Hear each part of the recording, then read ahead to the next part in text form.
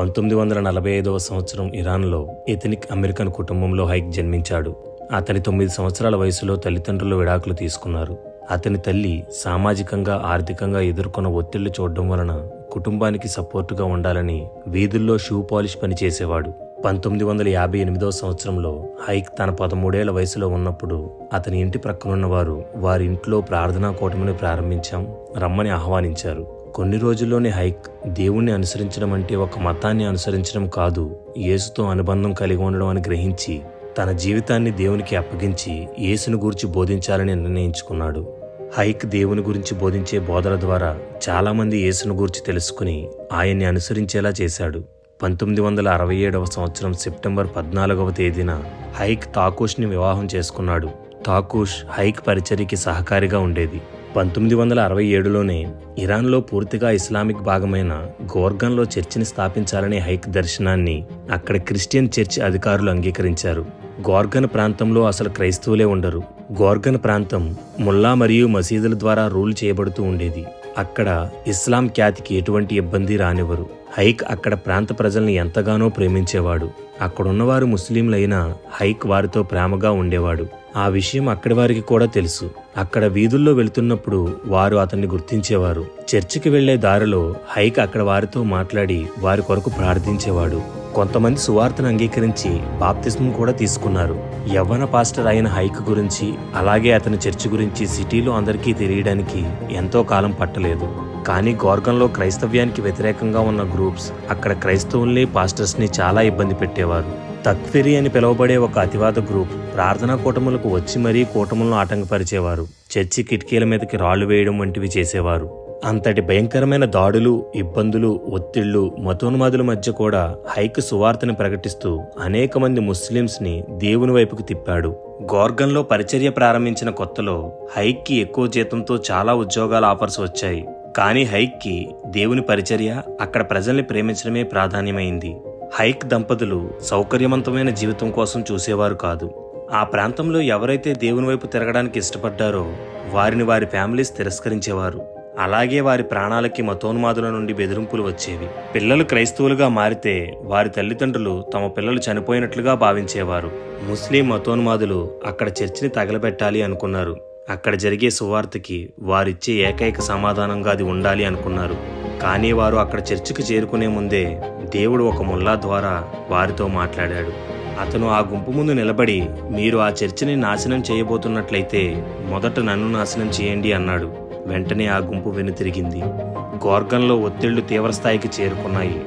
దానికి ఫలితంగా వ్యక్తిగతంగా నష్టాన్ని, విషాదాన్ని కూడా చూశారు. హైక్, అతని భార్య, 6 నెలల బాబు, అలాగే ఇరాన్లో మిషనరీగా పనిచేస్తున్న హైక్ స్నేహితుడు మార్క్ కుటుంబంతో కలిసి కారులో ప్రయాణిస్తూ ఉండగా మరొక 45 నిమిషాల్లో గమ్యాన్ని చేరుకుంటారు అనగా ఆ చీకట్లో వారి కారు వైపు భారీగా లైట్ల వెలుగు రావడం వలన కారు అదుపు తప్పి వ్యవసాయ ట్రాక్టర్ని గుద్దింది. మొత్తం కారు విరిగిపోయింది. కారులో ఉన్న వారంతా అపస్మారక స్థితిలోకి వెళ్లిపోయారు. హైక్ మొదటి బిడ్డ అయిన 6 నెలల ఆ బాబు ప్రమాదంలో చనిపోయాడు. హైక్ కుటుంబంతో ప్రయాణిస్తున్న మరొక మిషనరీ జంట వారి 3 పిల్లల్ని కోల్పోయింది. హైక్ కళ్ళు వాచిపోయి కనీసం తెరవలేకపోయాడు. స్పృహలోకి వచ్చాక తన చేతులు పైకెత్తి, చనిపోయినా బ్రతికినా దేవునికే స్తోత్రం అన్నాడు. అంత బాధలో, విషాదంలో కూడా ఆ 2 కుటుంబాలు దేవుడు ఆ విషాదాన్ని జయముగా మారుస్తాడని నమ్మారు. బిడ్డను కోల్పోయిన హైక్ దంపతులు ఇన్ని సంవత్సరాల నుండి చదువుతూ, బోధిస్తూ ఉన్న వాటిని ఆచరణలో పెట్టవలసిన సమయం ఇది అని అనుకున్నారు. దేవుని కోసం మరింత బలంగా నిలబడ్డారు. 1979లో జరిగిన ఇస్లామిక్ విప్లవం ద్వారా ఇరాన్ని ప్రపంచంలోనే మొదటి ఇస్లామిక్ రిపబ్లిక్గా అయతుల్లా ఖుమ్నీ స్థాపించాడు. ఆ విప్లవ సమయంలో క్రైస్తవుల మీద దాడులు జరిగేవి. చర్చిల చుట్టూ స్పైస్ ఉండేవారు. ముస్లిమ్స్ చర్చిలకు వెళ్లడం చూస్తే ఆ చర్చిని అటాక్ చేసి హింసించేవారు. షిరాజ్లో యాంగ్లికన్ చర్చ్ పాస్టర్ అయిన అరెస్టు సాయా యొక్క గొంతు కోసేశారు. ఇస్ఫహాన్లో తీవ్రవాదులు యాంగ్లికన్ బిషప్ హసన్ దెహకానీ అపార్ట్మెంట్లో ప్రవేశించి పడుకుని ఉన్న అతన్ని కాల్చారు.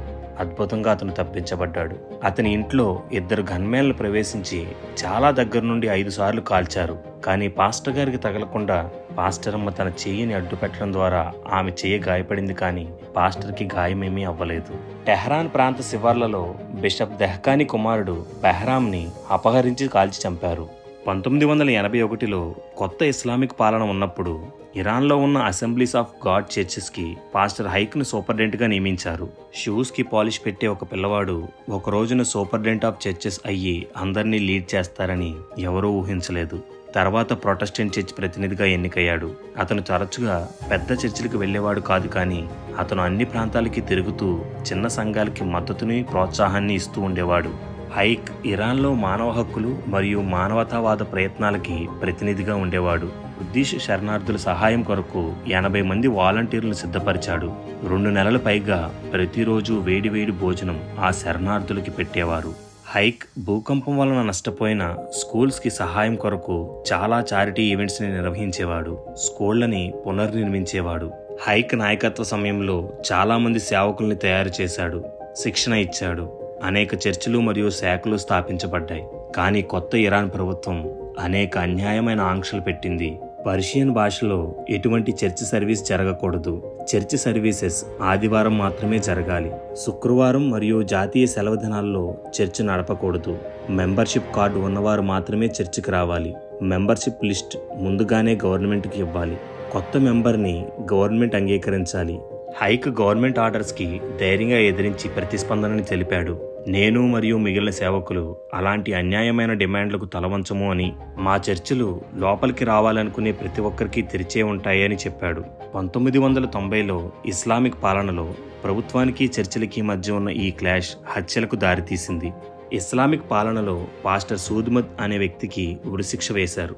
ప్రమాదమని తెలిసిన ఆ విషయాన్ని పక్కన పెట్టి హైక్ సూద్మద్ హత్య గూర్చి ప్రభుత్వానికి వ్యతిరేకంగా ధైర్యంగా మాట్లాడాడు. ఇలాంటి కఠినమైన పరిస్థితుల మధ్య కూడా ఇరాన్లో చర్చ్ ఆగిపోలేదు, ఇంకా పెరుగుతూనే ఉంది. 1990లో సూద్మద్తో పాటు మెహదీ దిబాజ్ అనే వ్యక్తి కూడా జైలు పాలయ్యాడు. ఇతను ఇస్లాం మతం నుండి మారిన క్రైస్తవుడు. 1993లో ఉత్తర ఇరాన్లో ఇస్లామిక్ న్యాయమూర్తి ఖైదీగా ఉన్న దిబాజ్కు మరణశిక్ష విధించారు. అతని ఏకైక నేరం మతభ్రష్టత్వం. మెహదీ దిబాజ్ శిక్ష పడిన తర్వాత 10 ఏళ్లు జైలు శిక్ష అనుభవించాడు. దిబాజ్ మరణశిక్ష గురించి విన్న తర్వాత హైక్ వెంటనే ఇరానియన్ అథారిటీస్ దగ్గర దిబాజ్ మరణశిక్షను తీసివేయాలని విన్నపించడం ప్రారంభించాడు. వారు అతని విన్నపాలను పట్టించుకోలేదు. ఊహించని విధంగా దిబాజ్ కేసు పట్ల సానుభూతి చూపిన జైలు అధికారి ద్వారా ఉరిశిక్ష పత్రం హైక్ చేతుల్లోనికి వచ్చింది.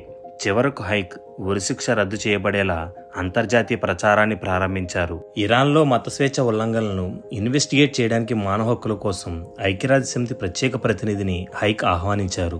తన జీవితానికి ప్రమాదమని తెలిసిన హైక్ అంతర్జాతీయ పత్రికలకు వివరణాత్మక నివేదికలను పంపాడు. హైక్కి అది ఒక వ్యక్తిని కాపాడడం కాదు, ప్రతి ఇరానియన్ క్రైస్తవుణ్ణి కాపాడడమే. హైక్ యొక్క ప్రయత్నాలు మెహదీ దిబాజ్ను ఒక ఇంటర్నేషనల్ ఫిగర్గా మార్చాయి. ఇరాన్లో మత స్వేచ్ఛ లేదు అని చెప్తే నేను మాట్లాడను, కానీ మత స్వేచ్ఛ ఉందని చెబుతూ అదే సమయంలో అనేక కష్టాలు, ఇబ్బందులు, హింస పెడుతూ ఉంటే చూస్తూ ఉండలేను. నేను న్యాయం వైపు మరియు సత్యం వైపు నిలబడతాను, దీనినే ప్రపంచవ్యాప్తంగా తెలియచేస్తాను అని అన్నాడు హైక్. కానీ ఇరాన్ ప్రభుత్వం ఏ విధమైన పారదర్శకత ఉండకుండా అంతర్గత వ్యవహారాలు అంతర్జాతీయంగా బహిర్గతం కాకుండా ఉండాలి అనుకుంది. ఫలితంగా హైక్ యొక్క ప్రచారం విజయవంతమైంది. బెర్నార్డ్ లెవిన్ అనే వ్యక్తి యూకేస్ టైమ్స్ న్యూస్ పేపర్లో ఈ కేసుని హైలైట్ చేస్తూ రాశారు. హైక్ స్నేహితుడు అతని ఇంటికి వెళ్లి ఇరాన్ ప్రభుత్వంతో పెట్టుకోవద్దు, వాళ్ళు నేను చంపేస్తారు అని చెప్తే హైక్ ఐఎమ్ రెడీ అన్నాడు. హైక్ ఇస్లామిక్ రిపబ్లిక్కి వ్యతిరేకంగా వారికి ఎటువంటి అవకాశం లేకుండా చేసి ఒంటరిగా నిలబడ్డాడు. 1994 జనవరి 16న మెహదీ దిబాజ్ విడుదల చేయబడ్డాడు. హైక్ దిబాజ్ తరపున చేసిన అప్పీల్ వలన ఇప్పుడు మెహదీ దిబాజ్ స్వతంత్రం పొందుకున్న వ్యక్తి అయ్యాడు. దిబాజ్ తిరిగి ఇంటికి చేరుకున్నప్పుడు విశ్వాసులందరూ కలిసి దేవునికి పాటలు పాడుతూ స్తుతించారు. హైక్కి ఉన్న ధైర్యమే తన సహోదరుడైన దిబాజ్కి స్వతంత్రం సంపాదించి పెట్టింది. కానీ దీనికి భారీ మూల్యమే చెల్లించాల్సి వచ్చింది. ఇరాన్ ప్రభుత్వం అంతర్జాతీయంగా పరువు కాపాడుకోవడానికి మెహదీ దిబాజ్ను విడుదల చేసింది, కానీ దేశంలో పరువు పోయింది. ఇప్పుడు ఇస్లాం ప్రభుత్వం హైక్కి ఒక గుణపాఠం నేర్పించాలి అనుకున్నారు. కాబట్టి ఎలిమినేషన్ చేయవలసిన వారి జాబితాలో హైక్ అగ్రస్థానానికి చేరుకున్నాడు. 1944 సంవత్సరం జనవరి 19న, అంటే సరిగ్గా దిబాజ్ విడుదలైన 3 రోజుల తర్వాత హైక్ తెహరాన్ వెళ్తూ మెహరాబాద్ ఇంటర్నేషనల్ ఎయిర్పోర్ట్ దగ్గర అదృశ్యమయ్యాడు. గవర్నమెంట్ అఫీషియల్స్కి హైక్ కోసం అనేక లెటర్స్ రాశారు. బహుశా అతన్ని ఇంటరాగేషన్ కోసం కస్టడీలోకి తీసుకుని ఉండొచ్చు అనుకున్నారు. హైక్ గురించి ఎటువంటి సమాచారం లేకపోవడంతో టెన్షన్ పెరుగుతూ ఉంది. కానీ వారు హోప్ కోల్పోకుండా హైక్ ఖచ్చితంగా తిరిగి వస్తారు అనుకున్నారు. అక్కడ చర్చిస్లోని సేవకులందరూ హైక్ అదృశ్యమైనట్లు లెటర్ రాస్తూ తెలియజేశారు. ఆ సమయంలో అక్కడున్న చర్చిలు అన్నీ యూనిటీగా మారాయి. 11 రోజుల తర్వాత హైక్ కుటుంబాన్ని ఒక మృతదేహాన్ని చూడవలసిందిగా పోలీసులు కోరారు. హైక్ పెద్ద కొడుకు రక్తపు మడుగులో ఉన్న తన తండ్రి ఫోటోను చూసి గుర్తించాడు. హైక్ ఒకసారి ఇలా చెప్పాడు, తన జీవితం ఇవ్వవలసి వస్తే అతను దానికి సిద్ధంగా ఉన్నానని, కానీ ఆ మరణం సైలెంట్గా ఉండకూడదు అని అనుకున్నాడు. హైక్ కుటుంబం షాక్ అయి ఎంతగానో ఏడ్చారు. హైక్ కార్యక్రమం రోజున ఇరాన్లో సంఘమంతా ఏడ్చారు. యునైటెడ్ స్టేట్స్లో ఉన్న పాస్టర్స్తో సహా అందరూ ఏడ్చారు. హైక్ మృతదేహం దొరికిన ప్రాంతాన్ని హైక్ కుటుంబం సందర్శించినప్పుడు అక్కడ హైక్ మృతదేహాన్ని మొదటిగా చూసిన గార్డెనర్తో మాట్లాడగా అతను వారితో ఇలా చెప్పాడు. అతడు ఫస్ట్ హైక్ మృతదేహం పాకెట్లో ఉన్న ఐడి కార్డ్, కోటి మీద ఉన్న సిలువని చూసి రక్తంలో ఉన్న ఈ శరీరం క్రైస్తవ పాస్టర్ది అనుకున్నానని చెప్పాడు. అథారిటీస్ బాడీని చనిపోయిన 6 రోజుల తర్వాత పాతిపెట్టినట్లు చెప్పాడు. కుటుంబంతో ఎటువంటి సంప్రదింపు లేకుండా కుటుంబ హక్కులకు వ్యతిరేకంగా అక్కడి అధికారులు హైక్ని పాతిపెట్టారు. అతను మరణించిన 6 రోజుల తర్వాత క్రైస్తవుడని తెలిసినా ముస్లింల శ్మశానంలో పాతిపెట్టారు. అక్కడి సంఘం మృతదేహాన్ని తరలించి తెహరాన్లో క్రైస్తవ శ్మశాన వాటికలో ఖననం చేయాలని డిమాండ్ చేశారు.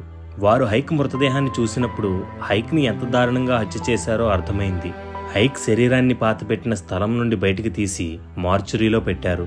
అక్కడున్న హైక్ స్నేహితులకి, తోటి పాస్టర్స్కి ఇది ఒక భయంకరమైన విషయం. హైక్ గుండె మీద పొడిచినట్లుగా చాలా గుర్తులు ఉన్నాయి.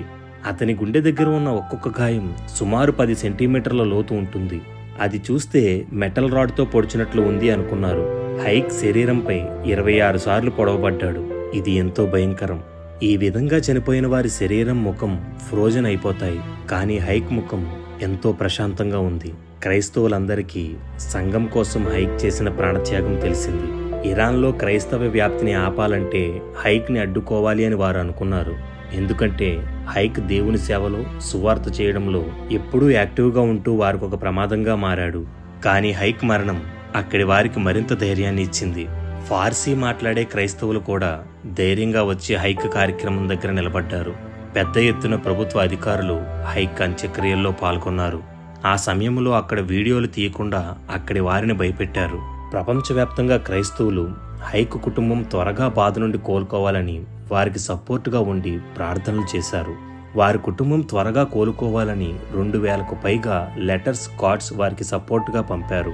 ఇవి కేవలం కార్డ్స్ కావు, వారి కుటుంబం కోసం చేసిన ప్రార్థనలు. ఇరాన్లో ఉన్న అన్ని చర్చిలు ఏకంగా నిలబడ్డాయి. హైక్ మరణం చర్చిని బలహీనం చేయలేదు, భయపడేలా చేయలేదు. కానీ అక్కడున్న నిజ క్రైస్తవుల్ని ఎంపవర్ చేసి దేవుని పట్ల ప్రేమలో ఇంకా లోతుకు వెళ్లి వారిని ఇంకా స్ట్రాంగ్గా చేసింది. హైక్ హతసాక్షిగా మారడంతో ఇరాన్లో క్రైస్తవులపై హింస ఆగిపోలేదు. హైక్ మరణించిన 6 నెలలకే రెవరెండ్ మికాలియన్ తలపై కాల్చారు. ఆయన ఒక యాక్టివ్ క్రిస్టియన్, టీచర్, రైటర్ మరియు పాస్టర్. పాస్టర్ మికాలియన్ బుధవారం అదృశ్యమయ్యారు. శనివారం అతని మృతదేహం దొరికింది. అక్కడే ఒక అడ్రస్ కూడా ఉంది. ఆ అడ్రస్లో మెహదీ దిబాజ్ని పాతిపెట్టిన స్థలాన్ని గురించి రాయబడింది. అనగా జూలై 5, 1994న మెహదీ దిబాజ్ తెహరాన్ సమీపంలో కరాగే అడవిలో శవముగా దొరికాడు. 3 రోజుల్లోనే 2 పాస్టర్స్ని చంపేశారు. 2 సంవత్సరాల తర్వాత అనగా సెప్టెంబర్ 28, 1996 ఉత్తర ఇరాన్లో రెవరెండ్ మొహమ్మద్ బెహర్ యూసఫ్ చెట్టుకు వేలాడుతూ కనిపించారు. అతన్ని రావణ బక్ష్ అని పిలిచారు, అంటే ఆత్మను ఇచ్చినవాడు అని. ఈ హత్యల వెనక ఉన్నవారు అధికారికంగా గుర్తించబడలేదు, బయటికి రాలేదు. 2005లో ఘోరాబన్ టురానీ అనే ఒక చర్చ్ లీడర్ అతని ఇంటి డోర్ ముందే చంపబడ్డాడు. అతని గొంతు కోసివేశారు. కొన్ని నిమిషాల తర్వాత అతని కుటుంబం రక్తస్రావంలో పడి ఉన్న అతని శరీరాన్ని చూశారు. ఇటువంటి నేరపూరిత చర్యల వెనుక ఉన్న వ్యక్తులు చాలా తెలివైన వ్యక్తులు. వారు ఏం చేస్తున్నారో వారికి తెలుసు. ఎలా అయినా క్రైస్తవ్యాన్ని అంతం చేయడమే వారి లక్ష్యం. అక్కడ ఈ హత్యలకు కారణమైన వారు ఇలా హత్యలు చేస్తే సంఘం బలహీనపడుతుంది అనుకున్నారు. కానీ హైక్ మరణం సువార్త కోసం వారి ప్రాణాలు కూడా ఇవ్వడానికి సిద్ధపడేలా చేసింది. కొంతమంది విశ్వాసులు అక్కడ సేవకులకి వారి వీలునామాలను కూడా రాసిచ్చారు. చివరి వరకు మేము మీతోనే ఉంటాము, అవసరమైతే మా ప్రాణాలు ఇవ్వడానికి కూడా సిద్ధమే అని రాశారు. సంఘం మరణానికి, హతసాక్షిగా మారడానికి భయపడదు. సేవకులు హతసాక్షులుగా మారి రక్తం చిందిస్తుంటే సంఘాలలో దేవుని కోసం ప్రాణత్యాగం చేయడానికి సిద్ధపడే వారి సంఖ్య పెరుగుతూనే ఉంది. హైక్ ఆశించినట్లు నేడు వేలాది మంది క్రైస్తవ విశ్వాసంలోనికి మారుతున్నారు. హైక్ కుటుంబం మరియు ఇతర సభ్యులు హైక్ని హత్య చేసిన వారిని క్షమించడానికి, శత్రువుల కొరకు ప్రార్థించడానికి ఆధ్యాత్మికంగా ఒక యుద్ధమే చేశారు. అది సులభమైనది కాదు, కానీ అది పరిశుద్ధాత్మ ద్వారా మాత్రమే సాధ్యము. కొన్ని సంవత్సరాల తర్వాత హైక్ కుటుంబం యుఎస్కి వలస వెళ్లి జరిగిన నష్టాన్ని పక్కన పెట్టి ఇప్పటికీ ఇరానియన్స్ మధ్య పరిచర్య చేస్తున్నారు. ఇప్పుడు సువార్త, దేవుని వాక్యం శాటిలైట్ ఇంటర్నెట్ ద్వారా ఇరాన్ ప్రజలకి చాలా సులువుగా అందుతుంది. ఎవరైతే దేవుని కొరకు తెలుసుకోవాలి అనుకుంటున్నారో వారు తెలుసుకోగలుగుతున్నారు. చర్చెస్ ఆఫ్ ఇరాన్ ఈ హతసాక్షుల్ని ఎప్పటికీ మర్చిపోలేదు. వారి పేర్లు ఎప్పటికీ నిలిచే ఉంటాయి. వారు అనేక మంది సేవకులకు, విశ్వాసులకు ఇన్స్పిరేషన్గా ఉన్నారు. అయితే ఇప్పటికీ ప్రపంచవ్యాప్తంగా ప్రజలు వారు కలిగి ఉన్న ఈ క్రైస్తవ విశ్వాసాన్ని బట్టి హింసించబడుతూ, చంపబడుతూ ఉన్నారు. దేవుని ప్రేమ ఒక సాధారణమైన మనిషితో అసాధారణమైన పనులు చేయించగలదు అనడానికి, ఆత్మల భారం ఒక వ్యక్తిని హతసాక్షిగా మారేంతగా నడిపించగలదు అనడానికి, దేవుని సేవ కూర్చుకోవడానికి కాదు ఖర్చైపోవడానికి అనడానికి హైక్ పరిచర్య ఒక నిలువెత్తు నిదర్శనం. హైక్ జీవితాన్ని గమనిస్తే అతడు దేవుణ్ణి ఎంత ప్రేమించాడో, సంఘం పట్ల ఎంత భారం కలిగి ఉన్నాడో అర్థమవుతుంది. ప్రతికూల పరిస్థితుల్లో అతను చేసిన పరిచర్య, ఆత్మల పట్ల భారం, అధికారులను సైతం ఎదిరించి నిలిచి పోరాడిన తీరు నేటికీ ఎందరిలోనో స్ఫూర్తిని నింపుతున్నాయి. ఒక పక్క దేవుని సేవ, మరొక పక్క సమాజ సేవ సమాంతరంగా చేస్తూ పరిచర్యలో ఎదురవుతున్న సమస్యల విషయంలో హైక్ నిలబడిన తీరు ప్రశంసనీయం. అత్యంత కఠినమైన పరిస్థితుల మధ్య హైక్ చేసిన పరిచర్య దేవునికి చాలా ఇంపైనదిగా ఉంది.